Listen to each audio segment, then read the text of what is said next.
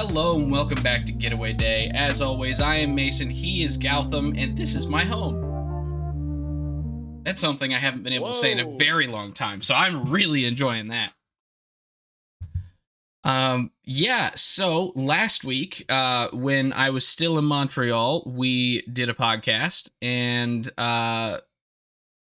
as we were wrapping up that podcast, something massive kind of happened.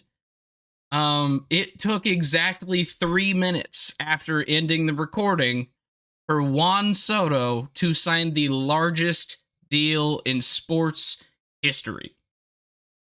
15 years. We were Oh, go for it.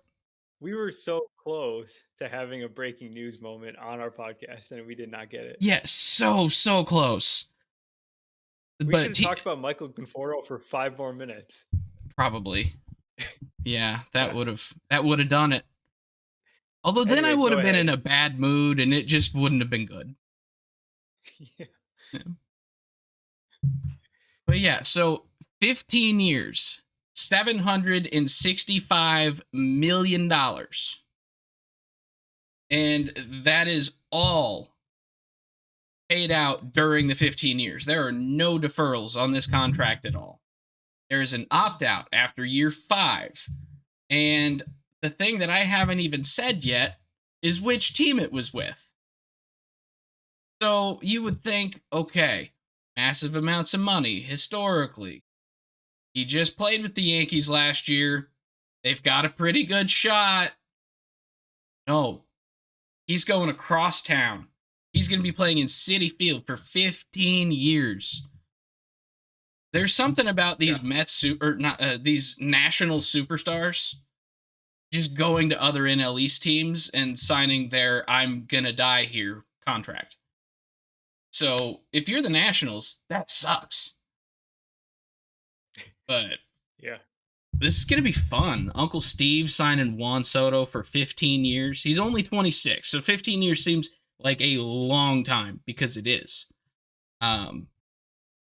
But he's only 26. He's maybe starting his prime. We don't even know. But yeah, what do you think of the trade or of the trade? What do you think of the signing? Well, yeah, I mean both aspects of it, the years and the amount of dollars is mind-boggling because who knows what's going to be happening in 15 years other than Juan Soto is very, very likely to be playing for the New York Mets. Um, I will add one other part about the deal is that even though he's got the opt out after year 5, the Mets have a chance to they have a it's similar to Garrett Cole's current contract where if the player opts out, the team has a chance to basically give him more money. He'll get a $4 million raise per season for the remaining 10 years, and then he's locked in as a Yeah, Met.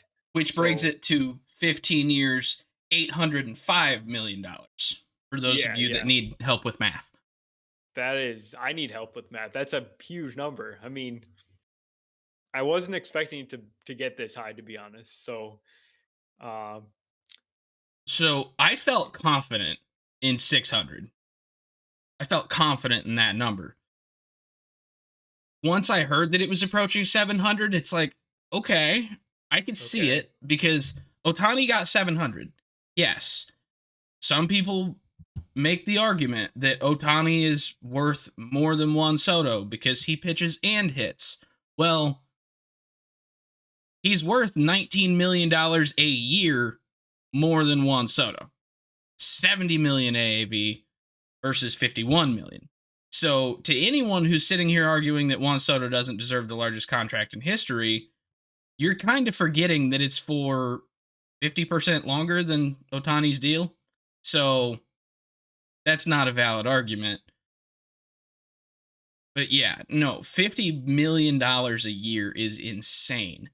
Now, this kid is very justifiably compared to, I think, 3 players from history with his numbers so far through his 6 years in the big leagues. Those 7 years, right? 7 years. Yes, 7 years in the big leagues, which those three players are Ty Cobb, Mickey Mantle, Mike Trout. Oh, I thought you were going to say Frank Thomas. I thought he was the one who had like the closest numbers to Juan Soto in their first 7 years. Really? Yeah, you should look that one up. It's pretty interesting. I'll get that up right.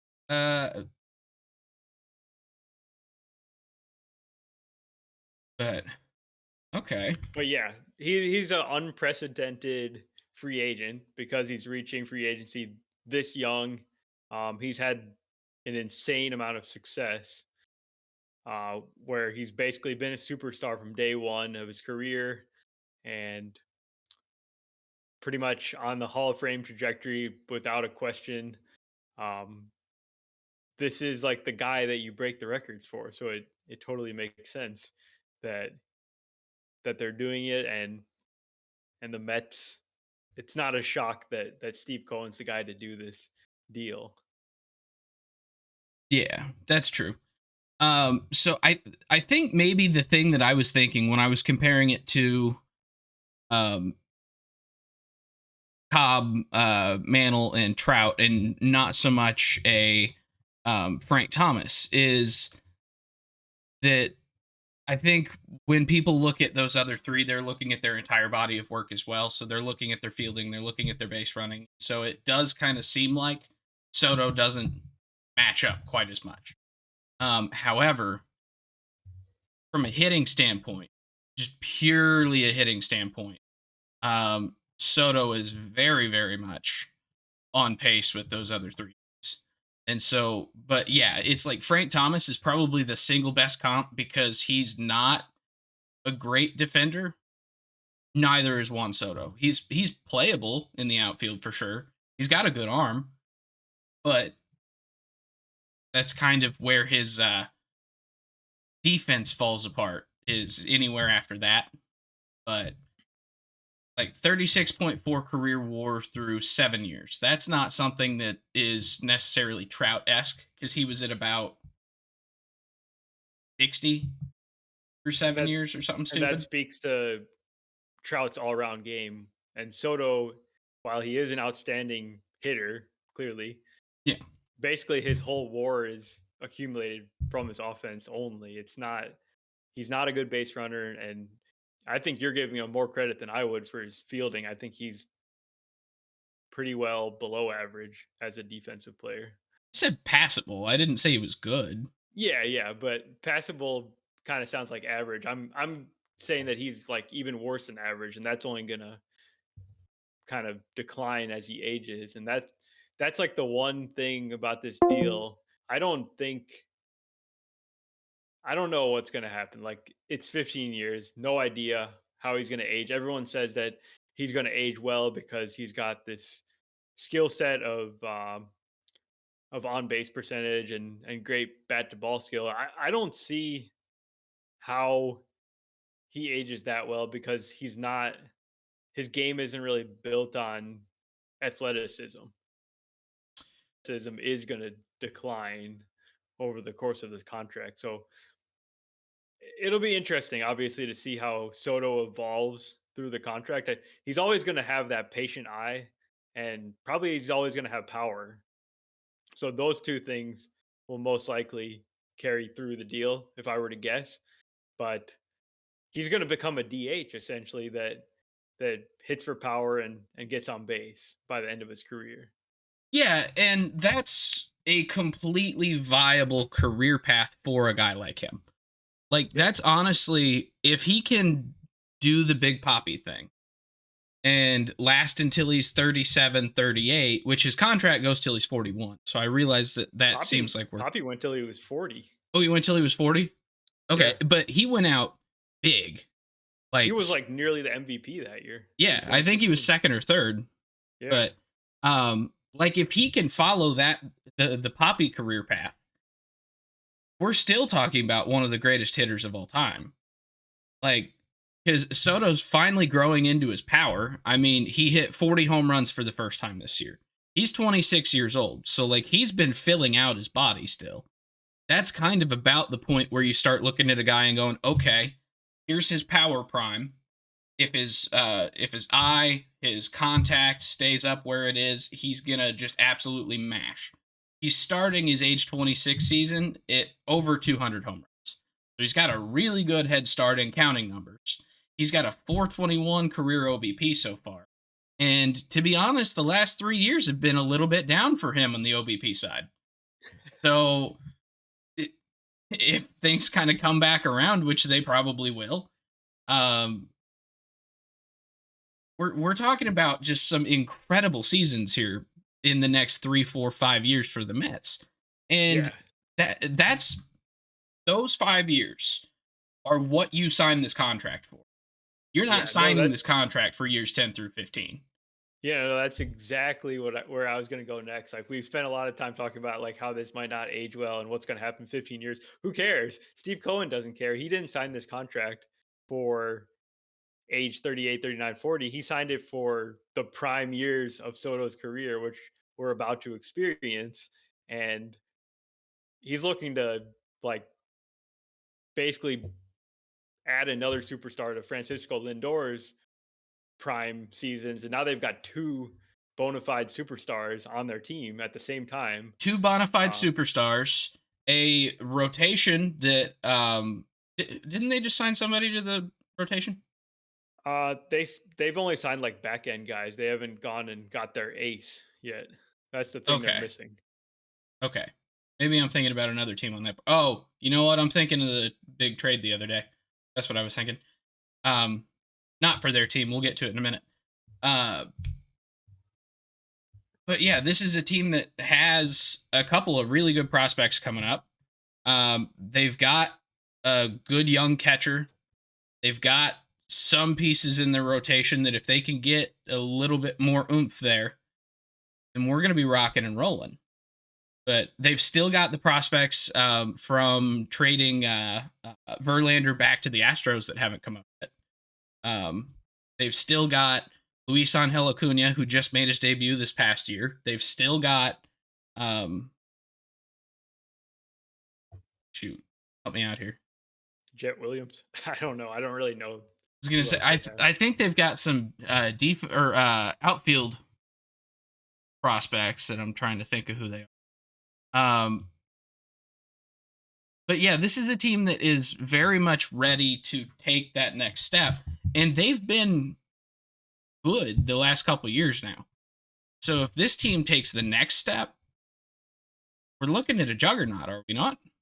Yeah, no, I mean, I think the whole idea with hiring David Stearns was to turn the Mets into a version of the Dodgers, and that's the gold standard. That's what you want to be. You want to be good in the present. You want to be filled with superstars, but you also want to have a pipeline of prospects and other players that are coming through. And most importantly, maybe not most importantly, but also important is Cohen's willingness to continue to spend. So I have no doubt that they're going to continue to spend, and they can't stop now that they've got Soto. They have to go add pitching. They have to go fill other holes on the team, and I have no doubt they're going to be able to do it. Well, and to be honest, I think there's another incentive for him to do it too. Because there was a tax named after him, the Cohen tax. And the Dodgers have passed him up. Yeah. So he's got to go and reclaim his namesake. And to be Uh, honest, he might do it just because he can. Yeah, yeah, But absolutely. oh, by the way, the two outfield prospects I was thinking, one of them was Drew Gilbert, who came Oh, over from the Astros in the Verlander. Verlander deal. The other one was their first round pick this year, Carson Benj. Okay, So yeah. cool. Yeah, Um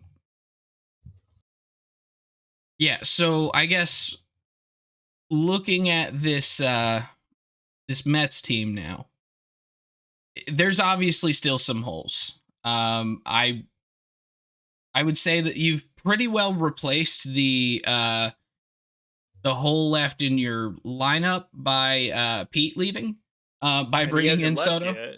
He hasn't even Well, left yet. Yeah. true, he still can resign, but as of today, he's not there. So you filled that hole. You could potentially bring him back, and then Vientos would not be your starting first baseman. I think your current outfield, is maybe where your biggest hole is because you're looking at Tyrone Taylor, 32-year-old Brandon Nimmo, and Juan Soto in the outfield. Yeah. So that definitely seems like on the hitting side, the move they need to make. But yeah, I think what are the odds that the Mets are in on and have a shot at Corbin Burns? I say they're in on anybody. I I don't count them out on any free agent because they can So, and they will. but do you think Corbin Burns would be interested in the Mets? I I, don't see why not. I I feel think like he would be stupid to not be. yeah, it's a great place to pitch. He's gonna get a huge contract wherever he signs, but Yeah. Mets seem like a good spot. Plus, he knows David Stearns incredibly well. Yeah, so that's maybe more of a Stearns thing, whether he wants to bring in Corbin Burns or not. Yeah, that's true. Right. But yeah, I don't know. I'm really curious to see what the Mets do the rest of this offseason. Yeah, Um, I think in the interest of maybe sharing some love with some other teams. we got to Uh, go to the Yankees, right? I'm trying to remember what the Yankees did. They Oh signed yeah, a that's huge what the free Yankees agent. did. Yeah, Yes. So the Yankees, because they lost on Juan Soto, which people, Yankees fans sit here and yell, "It was only $5 million. Why didn't we just do it?" Um, so it wasn't just $5 million, by the way. It was one more year on the contract, which, to be honest, I don't know that that length of a contract really matters that much to the player. but it Like, does change the AAV, and I it think does that was change the highly AAV. important. Yeah, Um, but yeah, so it was 1 year, which changes the AAV a lot. $5 million, which changes the AAV even more. And then I don't know that the Yankees would have done the opt out. I don't know if they had it or not. Yeah, like we haven't heard any information on that. And then it seems there was some I don't know, locker room disagreements with the franchise and Juan Soto throughout the second half of last year that maybe helped steer him away a little bit. Apparently, he hadn't talked to any of his Yankees teammates since the season ended, which is a little bit weird. And then his family got kicked out of Yankee Stadium like twice. Oh, and the Mets gave him the box too. Yeah, yeah. So it's gonna be hard to kick his family out of that, isn't it? Yeah, a Um. little bit. Oh, and I think a private suite in the hotels. I think that was the other thing. Um, but yeah, so the Yankees had to pivot because they lost their coveted free agent here in Juan Soto, and so if you're the Yankees, you just lost the one piece of the lineup that basically gives Aaron Judge free reign to swing because you're going to have to pitch to the guy there. And now that you've got someone on base, you're going to have to pitch to the guy behind him, which is Aaron Judge. You lost that guy, so what do?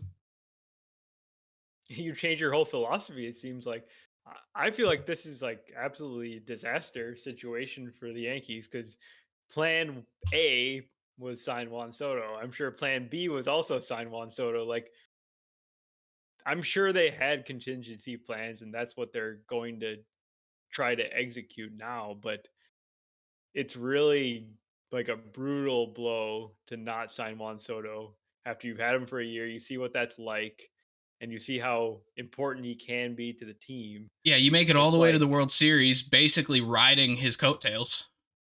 and I know you've always expressed your concerns about the Yankees' various holes they have throughout their roster. You say that they're kind of top top heavy, just driven by their two guys for the most part, and everybody else is average or below average in a lot of places. And I see what the Yankees doing here. Um, I'm gonna say who they signed. They signed Max Fried, um, one of the top starting pitchers available this year. It seems like they're changing kind of their strengths of their team because they know that they can't fill the gaping Soto hole, so they're going to lean into the pitching side and try to be more of like a heavy pitching team. Because I still see massive holes like around the lineup, and I'm sure there's still going to be more moves to be made, but they kind of have to they have to shore up some aspect of the team, and they decided to go on the pitching side. Yeah. So it kind of felt like they were trying to figure out. It seemed like plans A, B, and C were probably all around hitters because that is clearly the biggest hole that they have. Um, their rotation was still solid. Like Garrett Cole at the top, who is going to be now fully recovered from his injury and hopefully back on track to dominate throughout the whole season. Um, Luis Heel, who just won Rookie of the Year. I would argue he maybe should have been second to Colton Cowser, but they didn't give me a vote. So, oh well. Um, Carlos Rodon and Marcus Stroman, who are serviceable starters for sure. And then they had a fifth spot. So They now also they had bring Nestor in, Cortez, but there was another move too. yes. At the time they had Nestor Cortez. And so they go and sign 31-year-old Max Fried. He's about to turn 31 in like a month. 31-year-old Max Fried to an 8-year, $218 million contract, I believe. Um, Yeah. which very, very good pitcher. He has been very good for the Braves for basically his entire career.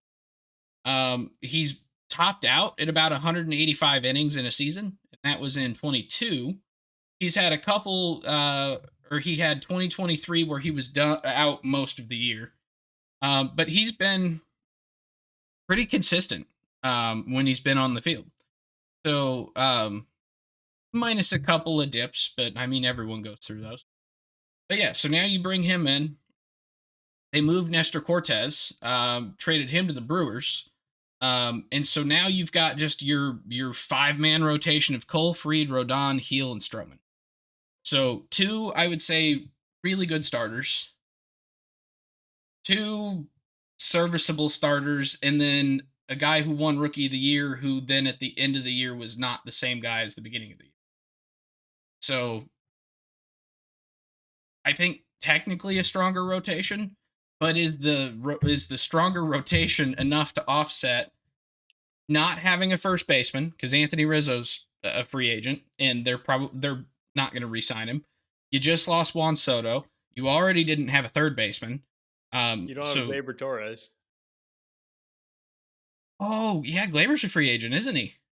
Yep. Yeah, so you don't have Gleyber Torres, which is why Jazz Chisholm has finally moved back over to second base. Well, You I don't think that's clear. I think it's unclear what they're going to do. It depends if they sign a second baseman or a third baseman. well, yes, but as of right now, I mean, you you can't say that he's moved yet as of now. yeah, but you don't have a second baseman or a third baseman, so you might as well Correct. put him in Yeah. his more natural spot if it works out that way. Right. Yeah. So Depends. I would say as of today, you're looking at Jazz playing second, and then Oswaldo Cabrera at third because he's also played third for the Yankees. But Oswaldo Cabrera, Trent Grisham, Ben Rice, these are guys that kind of are the holes. Like, Yeah. Exactly. yeah, and then Jason Dominguez has not been up a ton. He struggled a bit last year, but he's still this uber prospect. So maybe he takes off and then that replaces Soto. But that is an unsure thing. So I There's guess no replacing Soto. well, yeah.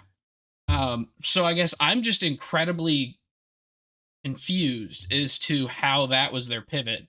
Was their original pivot going to be Willie Adames? And then Willie Adames signed before Soto. So that pivot's gone. Who's the next best hitter on the market? Whew, I don't know. That's why I feel like they have to kind of explore trades. I know Cody Bellinger's been a common target. It sounds like they've had a lot of discussions about making that trade, but they're worried about the paying down the whole salary and They're worried about the same thing with Arenado, and legitimate questions on if Nato's bat is going to recover at all. right, I think it'll recover from where it's been the last year or two. It's not going to be back to his like prime, right. but he's going to be a better than average bat at a position they have massive need at. But they don't want to pay $74 million over 3 years to Nolan Arenado. So, which Yeah, that does beg the other question: if it's a legitimate upgrade, and you were just willing to shell out $760 million over 16 years to Juan Soto, why not commit to 3 years of a guy who really doesn't have that big of a contract? 74 million over 3 years for like an elite defender with an above average bat at the hot corner is not that expensive. yeah. I suppose from that perspective, yeah, it's not too bad. So Um, it doesn't make sense that they are willing to spend money only in this one scenario and then they don't want to spend any money. You want to they're in upgrade a your terrible team. spot. Honestly, there don't seem to be great opportunities for them to improve the offense as much as they would like to. I mean, They got Bregman's a still on the market. Bregman seems like a better idea because he's younger and probably a better hitter at this point than Arenado. Um, Yankees fans also despise Alex Bregman. yeah, yeah, I know. So, like, what are you going to do? But it sounded like it was down to kind of the Yankees, Red Sox, and there may have been one other team His for money heals Bregman. all wounds, doesn't it? Yeah, absolutely. Yeah. So, definitely an interesting situation here for the And then what do you Yankees. think about the Devin Williams thing? Because that also lends itself to shoring up the pitching and defense side because they go and they literally get a top, I'd say even like top three reliever in the game right now. Yeah. Devin Williams, absolutely elite, insane. He's going to be in the back end of the bullpen, which is already kind of a strength of the team with Luke Weaver now becoming the setup man. They've got like a very, very good back end of the rotation. And they give up Nestor Cortez and a prospect basically from their depth of starting pitching to shore up this other part of the roster that's once again not the lineup. And they paid down a little bit of Cortez's salary. But yeah, that was maybe the best move I've seen them make so far. Trading from a position of strength to basically backfill Clay Holmes Yep, with a guy exactly. who was Upgrade. in a massive upgrade over Clay Holmes, in my opinion. Mhm. So I think that move makes a ton of sense. Yep. In a, but given the rest of the things going on with this team right now, it maybe was the least obvious move to make at this point in time. Yeah. I see without further moves, the Yankees are going to be really frustrating once again because they're going to be totally driven by Aaron Judge. And if Aaron Judge is not there or he's not playing up to his capabilities, it's going to be very rough And for this offense. I think this year's gonna re-expose Giancarlo Stanton because From Giancarlo what Stanton. perspective? Uh, well, last year there was a lot less pressure on Stanton because Stanton could come in batting five, and you had whoever was batting leadoff, which was it Volpe? No, it wasn't Volpe. It was Glaber. Glaber at the end of the Um, year. Yeah. so you had Glaber, then you had Soto and Judge, and then you had somebody, and then you had Stanton batting five, and Yeah. They it had worked out. Wells in there. And yeah. And it worked out because you had Glaber, who was getting on base a decent amount, Juan Soto getting on base at a 412 clip last year in front of Aaron Judge, which was driving in a bunch of runs. And then it kind of took off the pressure from Stanton, who's now batting fifth, to be the guy to drive in Aaron Judge every time. Because you didn't have to drive in Aaron Judge every time if you were driving in Juan Soto every time. So now you take out that one major cog and you take all of that production and keep the rest of the lineup the same. Well, then your next best hitter, which is Stanton still, is now responsible for picking up the lack of production from not having Soto anymore. And I think last year he had a little bit of a renaissance because he was just able to go out and play. It was one of the healthiest years he's had in a while. Um, he still had a massive amount of power, but he's starting to look very Joey Gallo esque. Like, it's all or nothing, power or nothing. And now you're gonna see him trying to push to like move people around the bases and not just go up, and if he runs into one and puts it 900 feet away, cool. If not, that's fine. Well, I don't think I don't think Giancarlo Stanton is going to be trying to move people station to station. That's not his game. I'm pretty sure he knows that. Well, yeah, but I think that station to station guy is important for this Yankees team, and they don't have it. So they're going to expect it to be from him because he's their next best hitter. But that's Wait, not where move you're going to move get that. more stations with the home run. Yeah.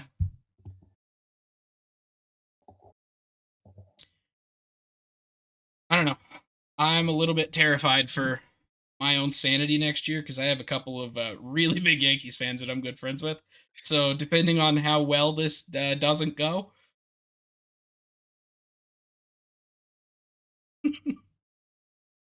all right. So I think maybe we should stay in the division here. And so the Yankees made two big pitching moves, and so clearly the Red Sox are gonna have to match it, right? They have I to, don't know. Yeah, they have to. which I think that they actually did theirs kind of in the middle. It was before the Devin Williams trade, but after the Reed signing. But the Boston Red Sox go out and trade for Garrett Crochet of the White Sox. Um, Garrett Crochet's got 4 more years left. Two. Oh, he's only got 2 more years? Oh, 2020 was his rookie season. Yeah, I can't do math. So 2 more years of Garrett Crochet, who just transitioned into being a starter last year and looked awesome doing it. They gave up a couple of really big prospects, giving up Kyle Teal, the catcher, giving up Braden Montgomery, their number one pick from this past draft, and I believe maybe one other guy, didn't they? There's two other guys actually. Other guy. I don't remember the names actually. But yeah, I mean they literally traded their first round picks from the last two seasons. Their number one and number two prospects. The other two guys are like lower down prospects, but they're still kind of high potential type players. Uh, one guy's like a hit tool, second baseman, Weichelman, I think. Weichelman Gonzalez, and He's a Chase pitcher. Meadroth. Yeah, the Meadroth guy is the contact first, high floor type guy, and then the Wiekelman Gonzalez is the big arm, possible amazing starting pitcher sometime down the line. But I mean, Teal and Braden Montgomery alone make this a very desirable like return for 2 years of Garrett Crochet, where the White Sox are not going to compete in those seasons. They're getting like what 14 seasons of probably at least league average major league players, and that's obviously why they're making this Yeah, you're deal. cutting out a little bit here. It's like it's a lit deal. I'm happy that the White Sox made because um, I think the White Sox did well in this deal because some of the other deals they've made, offloading some of their players, haven't seemed like they've been the best.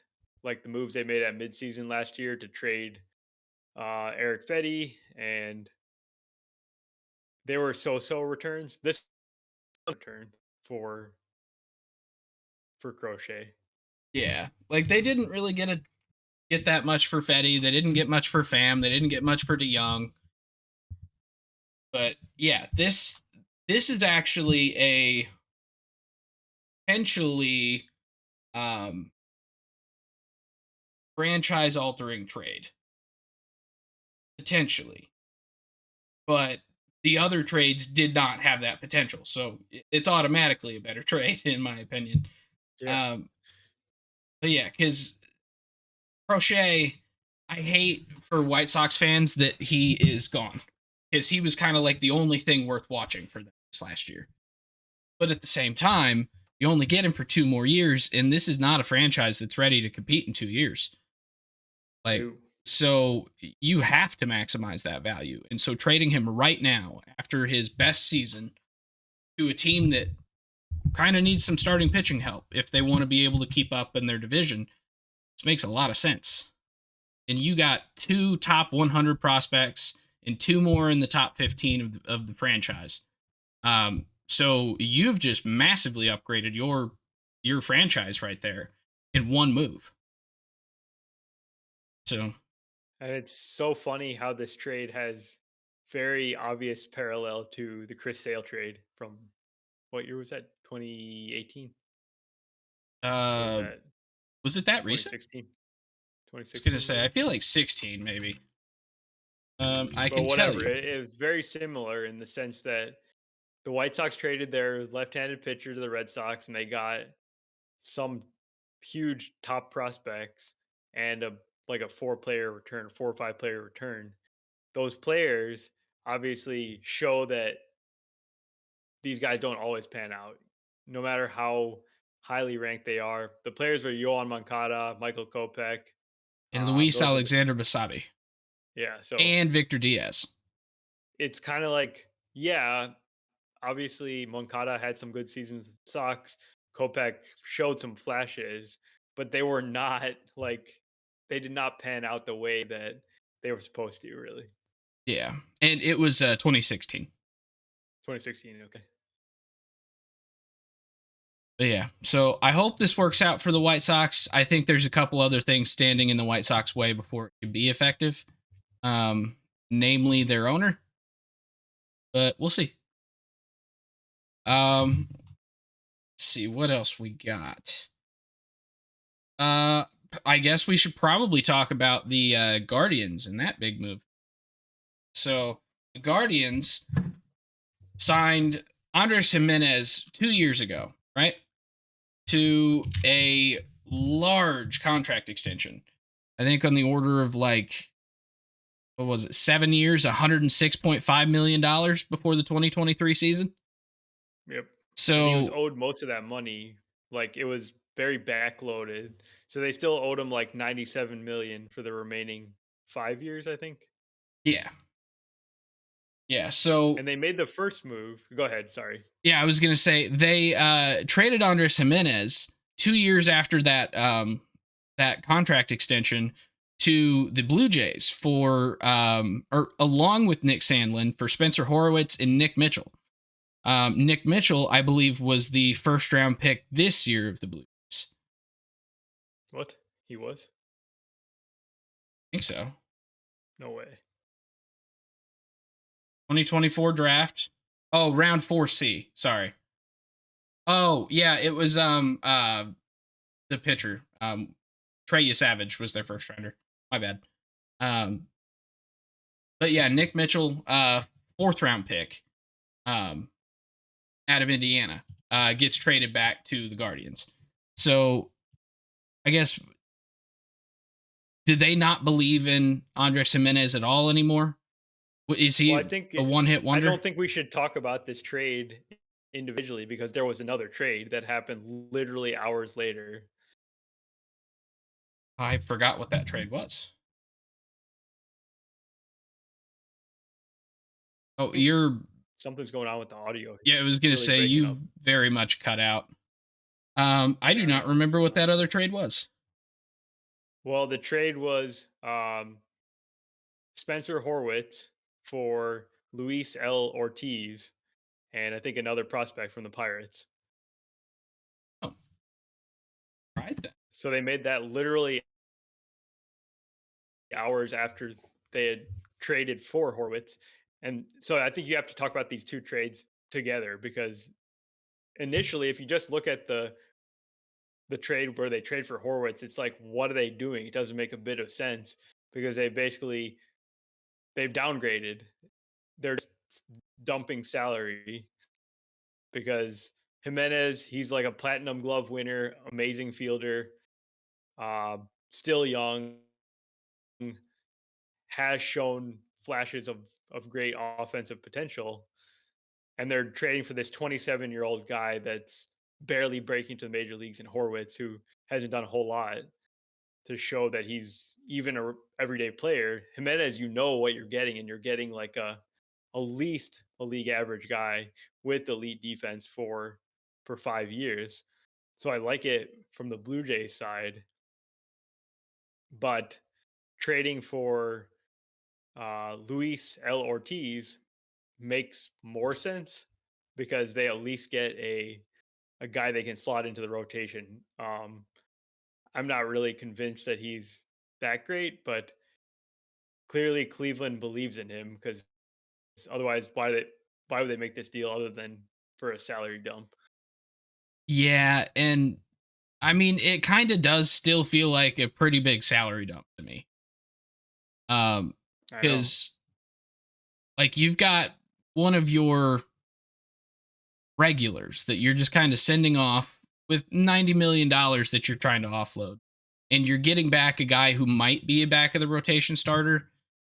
Granted, this is Cleveland, so they'll probably turn him into like a Cy Young guy or something. Yeah, true. Um, wouldn't be surprised, but I don't know. It feels like they didn't get their money back just at face value in these deals at all. It seems like they gave up the best player, and the only big return was that they now have $90 million that they haven't committed, because I believe the Blue Jays picked up all of it, right? I think so. Yeah, Yeah, yeah, picked up all of it. and I There's guess no money being kind paid down. kind of to your point about Arenado having what 74 million for 3 years. Yeah, Think about Jimenez's deal. It is 90 million. That sounds like a lot of money, but it's 90 million for an elite defender with league average offense for 5 years. So it's really like a fantastic deal, in my opinion. yeah, and he's also a lot younger than Arenado is by 6 years. So you're kind of getting the same thing that a team would be getting in Arenado, cheaper, and at the point where his bat probably is still in the upswing. He's only turning 26 this year. So, yeah, like there's a lot here. And so if you're the Blue Jays, you're not too concerned about eating that 90 million. Um and to give up only Spencer Horwitz, who was your number one prospect and then just never really did anything. Um to give up him and who was the other guy? Was it a pitcher? Yeah. Uh Sandlin. oh no, Nick Mitchell. The yeah, infielder, I believe, Nick Mitchell. Um it's, it's a pretty darn good deal if you're the Blue Jays. It's kind of hard to pass up. So, let's see. Uh more trades. And we'll end with the big one. So the Miami Marlins have traded their slugging third baseman in Jake Berger. I think I was on a plane when this one happened, so I honestly don't remember who he was traded to. The Rangers. He was traded to the Rangers. For Max Acosta, Brian Mendoza, and Echedri Vargas, who I believe Max Acosta was one of the bigger prospects in their organization, was he not? Uh, I don't know if he. I think he's more of like a mid-level guy. Like he's okay, but he's still years away from the majors. He's very young. See, Um, Maximo Acosta is 22 years old. He oh, he's 22. uh, peaked at Double A last year, played in the Arizona Fall League this year, played very well in the Fall League, um, hitting 338, 413, 521 in 80 plate appearances. So good showing in the Fall League. Um, yeah, Yeah, no, I get it from the Marlins perspective because they're trying to accumulate talent. Jake Burgers, he is who he is. He's just like a very one-dimensional slugger type player. Doesn't really get on base a lot. Doesn't play defense. The Rangers are trying to have some backup plans for first base, maybe third base if Josh Young continues to be injured from time to time. I think he's like their DH, but they've got a real logjam with with the lineup. But I don't really have a strong feeling on this deal. I just think it's like it makes sense because it sort of helps both teams. And yeah, so Max Acosta actually came into the Marlins organization as their number 17 prospect. So so he's okay as a yeah, prospect. um, other guy was, or the other two guys, Brian Mendoza, who is a 20-year-old pitcher, lefty, and Shedry Vargas is a 19-year-old infielder. So a couple of I think basically high risk, high reward lotto ticket guys that they're getting for Jake Burger, who really they didn't give up much to get Jake Burger. So I would say overall that's probably a pretty good flip there. I don't even remember what they. Oh, they gave up Jake Eater to the White Sox. I don't know if he ever did anything. He was hurt He played one game, in the 2 innings, a minors. strikeout, and then he was hurt the rest of the year. Ah, okay, So no, they didn't give up much. all right. Well, I like Jake Berger because he has a fun name and He's he just a matches. really fun personality too. He is, yeah, So that's something that's probably pretty big for Texas because I think other than Adelise, it doesn't really feel like their team has a lot of outwardly persona. Like some really good players, but Simeon and Seager are a little bit more almost introspective guys, it seems. So yeah, just getting a little bit more like vocal hype man type thing could honestly help this team a little bit. yeah. So a little bit of a non Intangible. yeah, a little bit of intangibles there that you're Boom. trading for. Yeah. Um okay, Jeffrey Springs, you're going to have to tell me about that cuz I didn't even know he got traded. Do you know where he got traded? It's pretty No. interesting. Jeffrey Springs got traded to the A's, Huh. and it was a pretty interesting deal because the Rays had extended Jeffrey Springs in 2023, um, and then he basically blew out his arm like very early in that season.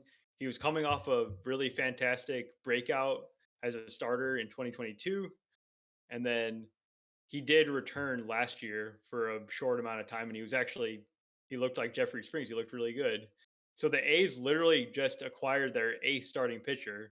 I don't know if Jeffrey Springs is an ace on every team, but he's probably a number two. And now the A's have literally done more to improve their team through the signings of Severino and Jeffrey, and now trading for Jeffrey Springs than they have in like years, maybe like 3 years. Yeah. So I Um give them credit for actually improving the present day club. They're not selling off guys to just acquire years of low cost. Like they are paying Jeffrey Springs' contract. And maybe it's all with the context that they're worried about having a payroll that's too low to the point where they're gonna get dinged with this grievance by MLB. That could be part of it, but whatever their motive is, they are doing it. They are spending money on the ball club, and it's going to be a better product for sure for 2025. Yeah. So it sounds like Springs and Jacob Lopez both go to the A's, while Joe Boyle, who they got in a trade with the Reds last year, 2 years before It last was like season. a couple of years ago. Yeah, I think it was before last, or the trade deadline the year before. might have been. Jacob Waters and Will Simpson in a competitive balance round A draft pick. Yeah.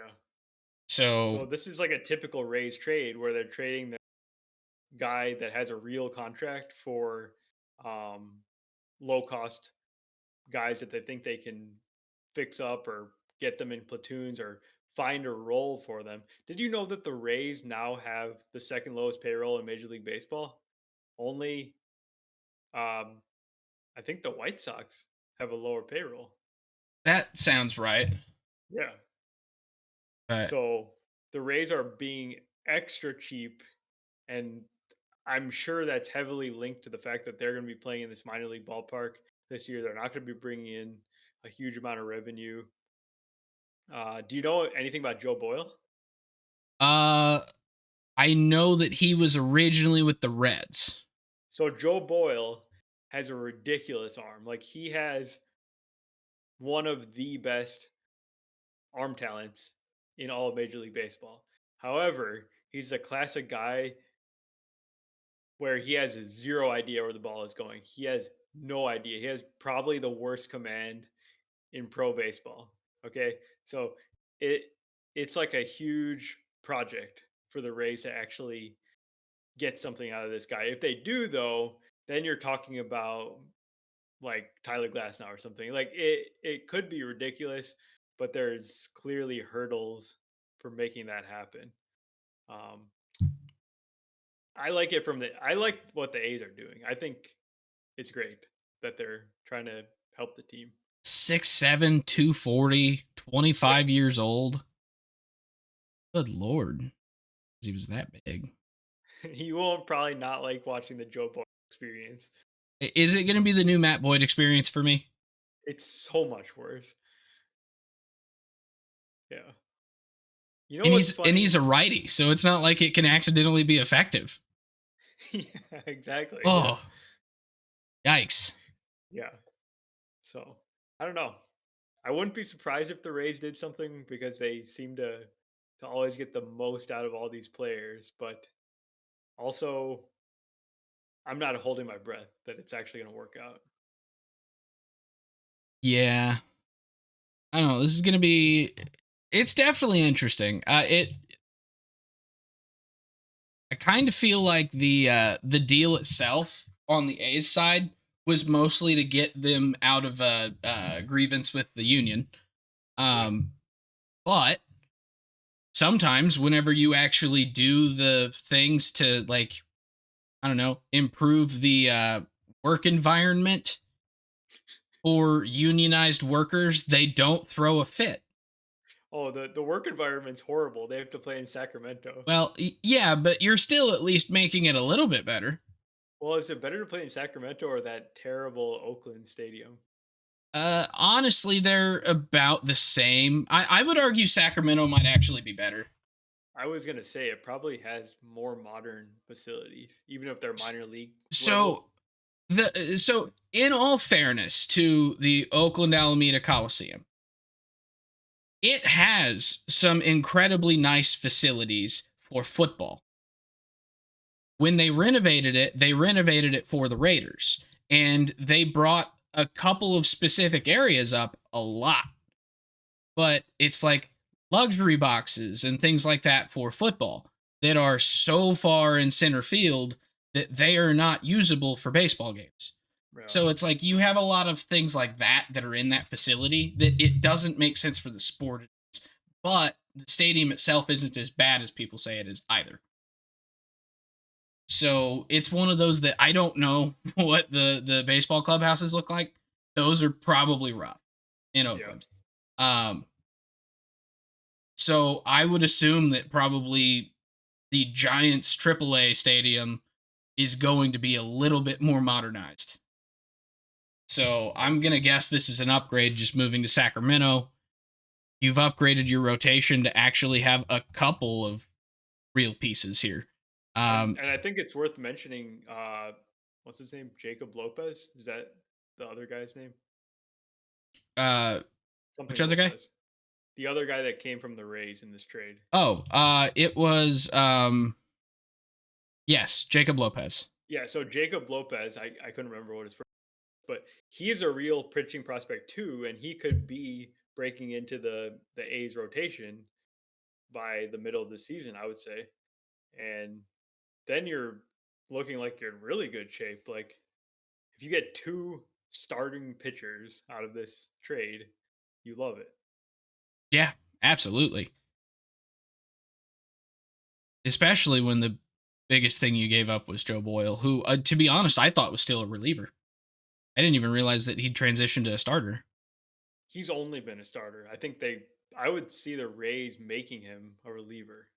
Well, I'm trying to remember the guy that they originally traded him for was a reliever. Yeah, probably. Oh yeah, I think I know what you're talking about. You're talking about I am talking about Sam Mole, yeah, Sam Mole. um, He's a reliever who pitched a whopping 37 and two thirds innings last year for the across Reds. 48 He's games. still on Yeah, the so Reds, right? actually he Yeah. pitched fairly often. Um, Also, Sam Mole surprisingly good last year. Yeah, he's a good reliever. He's solid. All right then. So this might actually work out for everybody then. If the I Rays guess. if the Rays turn Joe Boyle into something usable, the A's get Jeffrey Springs, the Reds got Sam Mole. Is this going to be a trade chain that actually works out for everyone? Well, I think it all depends on Joe Boyle, right? Yeah, true. All right, I think we have one more trade and then we'll finish up with a couple of free agent signings. And this is the big trade. So, was it yesterday or the day before? I think it was the day before. Friday. Friday. Friday. The Chicago Cubs made a deal to acquire Kyle Tucker from the Houston Astros for Cam Smith, their first round pick in 2024, and one or two more players.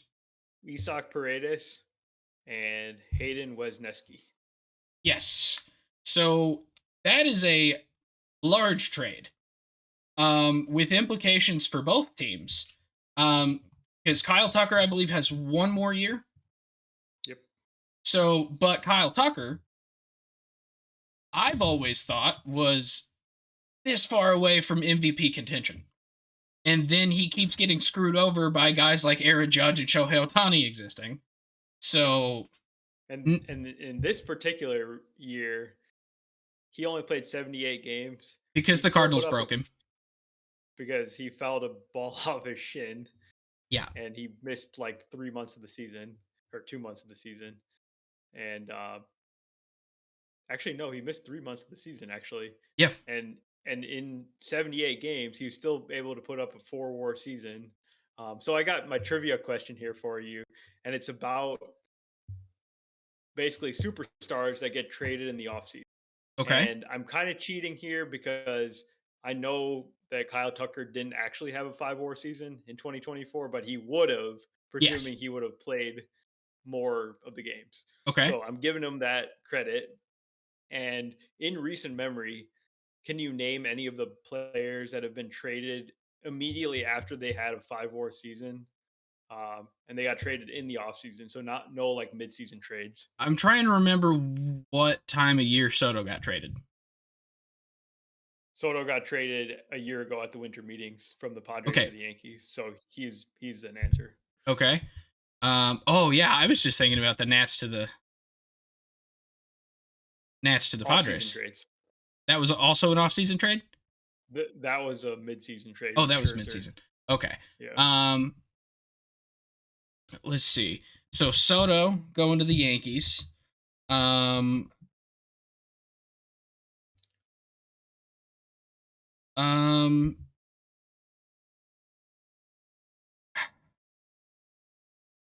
he was hurt, so it wouldn't be a guy like DeGrom.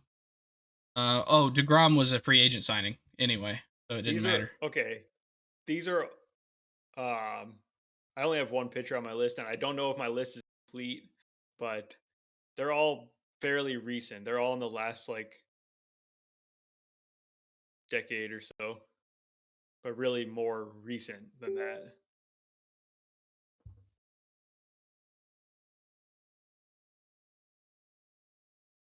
You just got muted, by the way.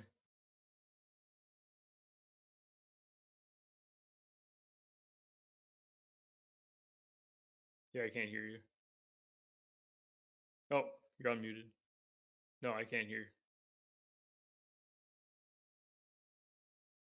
You got the little mute symbol on your thing now.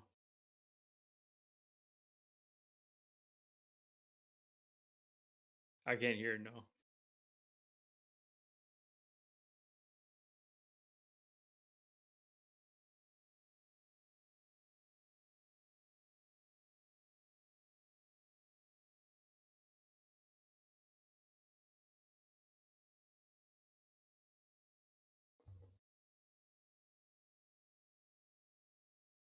All right, you're back. Yes.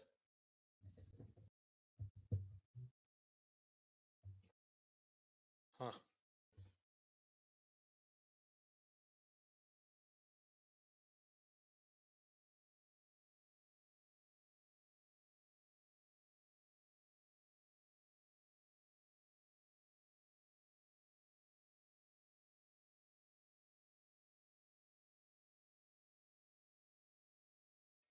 About now.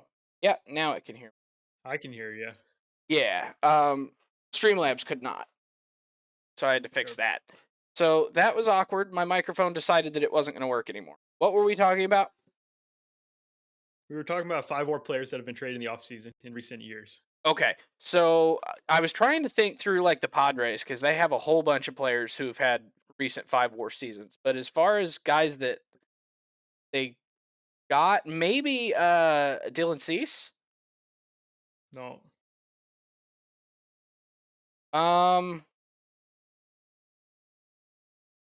Was Snell ever an off-season?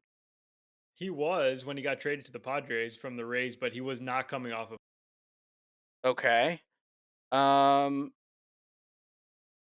Let's go with Corbin Burns was an off-season trade to the Orioles. Yeah, I don't think he was a 5-war player, but I also don't think I looked that one up. I Okay. might have missed that. Think mostly position players here. Trey Turner was in mid-season. Mid-season, yep. He had Bryce Harper was never traded. Machado was never a mid-season trade, even when he went. He from, was a mid-season or, trade. yeah, that's what I meant. He was a mid-season trade. He wasn't a off-season trade. Xander was a free agent signing. Seager was a free agent signing. Think of Xander's former teammate who got traded. Oh, Betts? Mookie Betts. Mookie Betts, yep. What about Marcus Semien? Marcus Semien never got traded. He didn't get traded from Oakland to... Nope, they held on to him. They held on to him in his walk season. Then he went and signed a 1-year deal with the Blue Jays, and then he signed the big deal with the Rangers. Sean Murphy? Sean Murphy is... Yes, Sean Murphy is an answer. Yes. Okay, Matt Olson. Yes, Matt Olson is the answer. Okay, so really all I had to do was think of the A's. Matt Chapman. Yeah, Matt Chapman was not the answer because he actually didn't get traded either. Oh, he was free agent. Yeah. Okay. Wow, I like that I got 2 like right in a row there. Yeah. You So did good. I'm thinking along the right lines now. Yeah. So, anyways, I'll just get to the point Real here. So, Muto. like, obviously, what? Real Muto. Real Muto. I don't know. I didn't look him up, but I'm not sure. I don't think so, though. I'm All curious right. too. Anyway, you get to your point. I'll look up JT Realmuto. Okay, I've got him up already. Okay. He had a 4.7 win season his last year in Miami. Oh, I was so close. You were so close, yeah. Dang. The other three guys that I have on my list. One guy we talked already today. No, multiple. We've talked about all these guys today. Chris Sale from the White Sox in Oh, 2016. yeah, that makes sense. And then these guys technically aren't 5 WAR players the season before, but it's because of 2020. Francisco Lindor and Nolan Arenado, who were 5-win players in 2019. So I Okay. counted them here. Okay, that And makes sense. so, anyways, the list is extremely short, and Kyle Tucker gets traded here now. So it just shows you how big a swing this is. Because you're talking about Kyle Tucker, who's I think he's easily a top 10 player in the league. Um, Maybe he's not known by everybody because he played in Houston or whatever. That's not going to be the case anymore now that he's with the Cubs. And this is the move that Cubs people have been waiting for multiple years now because it's like they're clearly not a bad team. They have a solid roster all around, but they're missing that superstar and they don't have him and they haven't been willing to make a big swing on any of those trades. They weren't able to get an Arenado or they weren't able to trade for Lindor or Betts or anything like that. This is their version of that huge swing and it costs a lot. Obviously it's going to hurt to get a superstar for most cases, but now that they've got Kyle Tucker, they're looking like a real big market team like they're supposed to be. And I think everyone's saying, yeah, it puts them as the favorite in the NL Central. That's really not saying that much. I think if they can continue to improve their team with like a Bellinger trade to improve on the pitching side, sign another pitcher or whatever, this team can really make a push for not just the playoffs, but they can be a contender in the National League. Yeah, I mean this is a lineup that it does have a lot of a lot of the players here have a lot of ups and downs in their history. But if half of them are all in upswings at any given time, this is a really dangerous lineup. Like if It's Bellinger's like hitting well, Soto. I think comparing him to Soto to the Yankees is like perfect because it's like you add this one guy, it totally changes. And I yeah, think I that's what's mean going to happen. because now you have switch hitting Ian Happ that can get on base. Then you have Kyle Tucker and Seiya Suzuki, who are probably your 2 best hitters by far, right there. And then a Yep. Cody Bellinger, who is kind of your Giancarlo Stanton. Even if he stays with the club, like I think that this move might help Cody. You've got Dansby, who is a better version of Gleyber Torres, in my opinion. Or if you'd prefer, a better version of Anthony Volpe. And then the very back of the lineup is also not terrible. I mean, Michael Busch was really good. Yep. And then Nico Horner, really good player. Matt Shaw potentially Matt coming Shaw up. could be the guy at third base now that there's an opening. Yeah. And And did you mention then PCA? well, I have not mentioned PCA. And PCA being the 4th outfielder or potentially 3rd outfielder if Bellinger gets moved, like I think PCA is locked in as a center fielder for you this think so? year. Yeah. So for me, it just all kind of depends on if you keep Belly, because right now you guys have 5 outfielders. I can tell you it does not matter. No? PCA starting center field like every day this year. Well, I was just thinking from the bat standpoint. It's like you want to From see a a little bit more development from him because he's incredibly young. Well, he showed that development in the second half. I'm not saying like he a, a sure thing, but he kind of had his breakout in the second half, and he showed that he's very capable as a batter. Obviously, elite base running, elite defense. I don't see a way that he is not everyday starter. And yeah, I don't know. This is a good team. I don't like it. Yeah. Because like the bullpen has some really good arms in there. It could definitely probably withstand an upgrade, but it's got some good arms. The rotation with Shota and Justin Steele instantly like that. Mhm. Um, Tyone Boyd and Javier Assad. There's definitely a worse bottom three in a rotation. So I don't know. This is a good team. Also, by the way, I thought of another player that met the requirements of your trivia.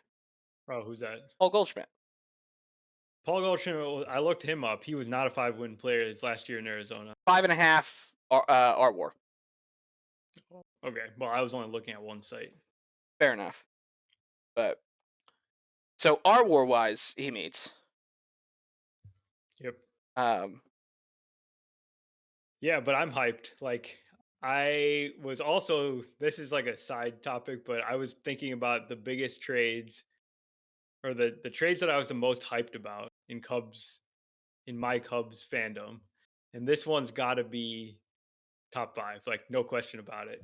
There's no other case where they just traded for a superstar as we've gone over now that list of 5 more players that got traded. Like none of those guys got traded to the Cubs. So it's it's pretty awesome. so I was just thinking, like, what are the other big trades the Cubs have made that like improve their team, even outside of our lifetime? Oh, well, there's several trades that have been really I good mean, even getting in our Sammy, lifetime. Yeah, that's a good one. I was thinking more like Derek Lee. Derek Lee was a good trade. I was thinking the Pedro Strop and Jake Arrieta trade, which is a fantastic one. They also traded Ryan Dempster to get Kyle Hendricks in 2012.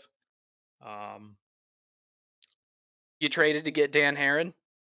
Traded for Dan Hare in 2015. Uh, they've definitely had some good trades and some not so good trades, but um, from like a hype perspective, this one this one feels so good because it's you feel confident that that Kyle Tucker is gonna be a great player. Like if you go back to 2020 when he was a full time player for the first time, a guy that's always gonna give you 5 more seasons, and now it seems like he's even getting better. He's reaching his prime. He raised his launch angle last year. He started hitting more home runs. He started walking more. He's a Gold Glove outfielder. He steals 30 bases a year. I mean, what are the flaws in Kyle Tucker's game? He's elite. He doesn't have the best shin. Yeah. He should probably get an extended pad because he hit above the pad. Yeah. He was wearing Yeah. one. It just missed it. Yeah. So if So that's the one flaw in Kyle Tucker's game, then he's doing pretty good. I would argue it's worse than an Achilles heel. It's awful. Yeah, because it gets hit more often than your Achilles. Now it's a really good move for the Cubs, and you get a 1-year trial with him, and I feel like they'll be able to convince him to resign. Yeah, you would really hope so. So it feels like the Cubs are not one of those teams that's going to go and do this if they don't think they have a legitimate shot at re-signing him. Yeah, no, that probably goes into it. And I guess we should talk about the Houston side because it's very interesting because like from a roster perspective, it makes a lot of sense what they're doing. Maybe they don't think they're going to be able to sign Kyle Tucker long term. They haven't really signed their guys to big deals. They've kind of let them walk into free agency. We're kind of seeing that with Bregman. They get Paredes back in return for 3 years. So that, to me, that signals they're not going to be able to sign Bregman back. Yeah. And then they get Cam Smith, who was tearing it up in his short stint as a pro last year. He was their first round pick. Possibly a huge bat in the future. Like maybe he's Jordan Alvarez or something like that. That's not the most crazy thing ever. And then they get Wesneski, who's another kind of like swingman or maybe a rotation piece. So it's a good return, but it's also weird because to me, it's like the Astros are taking a step back, and they never do that. They never trade guys. They always try to win. So it's really strange to me that they made this move. So this is going to seem like a completely unnecessary comp to make. It's going to seem like I'm just salty. It kind of feels like they're recognizing in themselves what happened to the Cardinals, where the Cardinals just kind of completely fell from graces. There's no prospects in the system. There's no like legitimate clear path to win other than just spending a bunch of money and trying to convince people to come, which has not really been their strong suit the last couple of years. Like they haven't been retaining their good players, I guess because they didn't want to spend the money. They thought they were going to be able to keep developing from within, and now they're depleted, like completely. There are two guys in their top 10 prospects that I've heard of, and I've heard of a lot of prospects. Yeah. So No, I think that very well could be because it's like with with Kyle Tucker, for example, he was probably not going to sign back. They would have offered him the qualifying offer. And with the situation that they're in, they actually would have lost.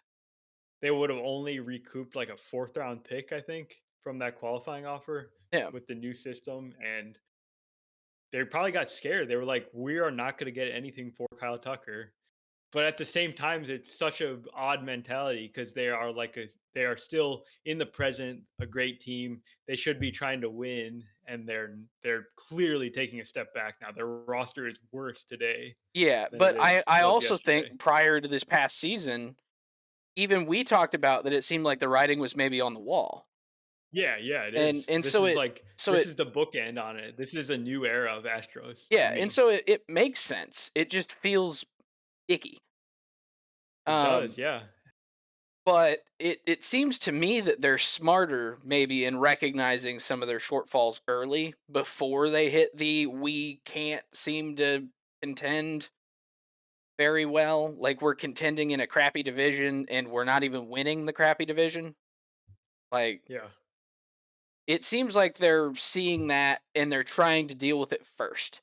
And I by think trading 1 year of Kyle Tucker for the 14th overall pick, that's a pretty good way to start and rebuilding your farm system. yeah, he's immediately the Astros number one prospect. Yeah. So that's there, and 3 years of Paredes, that's very good. He's clearly a credible major league player, and I don't know, man. Like the Astros seem like they're just been on the decline since they got rid of James Click. I think their organization is like in tailspin, and they don't have a clear direction to me. So I don't have faith in what I'm seeing right now. Oh well, we'll see what happens. There's a couple of the I don't want to say old guard because some of these teams have not really been part of the old guard recently good. But it's going to be interesting to see a couple of these like last 10 years always at least trying to be competitive teams take a legit step back intentionally. It's going to be weird. Yeah. All right, so just a couple rapid fire hits here. Um, give me your 10-second thoughts on each of these signings. And I got to remember who some of them signed with. Um, I believe Blake Trinan re-signed with the Dodgers for He did. $22 million. Yeah, he's the oldest reliever ever to get this big a deal. So, I mean, he was like a hero in the end of the World Series there, but he's really old. He's 37, so whatever. All right, Jordan Romano, 1 year, 8.5 with the Phillies after being non-tendered by the Jays. Yeah, I think the Jays are stupid for non-10. I mean, I get that probably know his health better than anyone, but this guy was a lockdown closer 2 years ago. Like, great signing by the Phillies. The Blue Jays re-signing Jimmy Garcia to a 2-year, $15 million deal. I don't really have a comment. Like, he's a very solid reliever, nice guy to have in the 7th inning. So good on the Jays. Okay. The Tigers signing Alex Cobb away from the Guardians.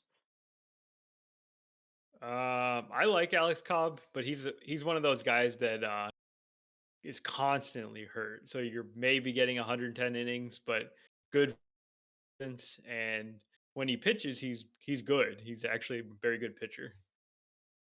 Okay, and finally, the Chicago White Sox signing a major league player in Mike Tauchman for 1 year, $1.95 million. Instantly becoming the Man. highest paid person on the White Sox not named Luis. Yeah, I mean, I feel like that's Mike Tauchman should have got more than 1.9 million, right? Probably, for sure, yeah. But he doesn't have to move, I guess. That's nice. Oh shoot, I didn't realize how accurate I was. There's only one other player that makes more than Mike Tauchman that's not Luis Robert. And that is Who's that? Andrew Benintendi. Wow. Yeah. Wow. Okay. Wow. Well, Andrew Vaughn will So, make yeah. more, but Andrew Vaughn has to go through ARB first. Yeah, I mean, Mike Tauchman might get like 700 plate appearances this year because they've got nobody else. Yeah. I didn't realize that he was still ARB eligible for Yeah. insane. All right. I think that is everything that we had on our rundown for. Are there any other moves that you can think of that we need to talk about? Not really, just catchers, but I don't care. Yeah, there really wasn't all that much for catchers this offseason anyway. So, all right. So thank you very much. We will see you guys back here very soon. Potentially next week, but with the holiday, we'll let you know. So thank you very much, and we will see you later. If you enjoy the podcast, please subscribe on your favorite podcasting app or YouTube to make sure you don't miss any future episodes. Join the conversation on Facebook, Twitter, Instagram, and TikTok at Getaway Day Pod. If you enjoy card collecting, check out our sister YouTube channel at Getaway Day Cards.